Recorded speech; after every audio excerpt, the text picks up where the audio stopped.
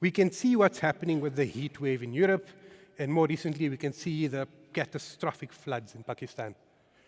Over here, we've had day 0, and we've had the recent flooding in KZN. With the current trajectory we're on, how bad are things going to get?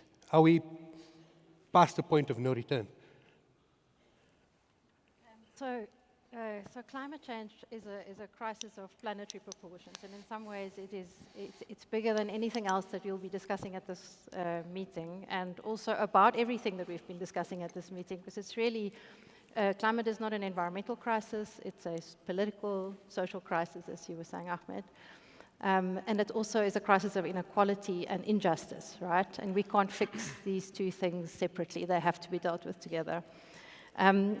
It's a crisis of planetary proportions, but it's never too late to take action.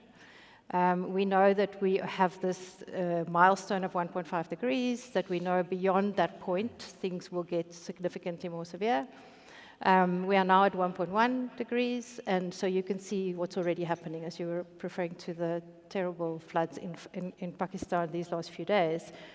South Africa is warming at double the global average rate.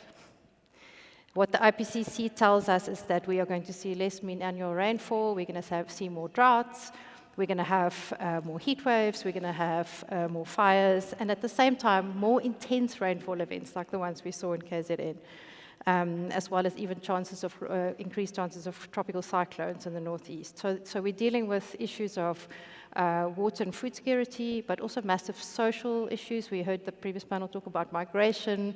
Just think what that's going to look like when people start moving. And also, are there opportunities in that migration? So yes, so it's never too late. There are things we can do of course, we must immediately, and as soon as we can do it, stop burning fossil fuels, coal and oil and gas.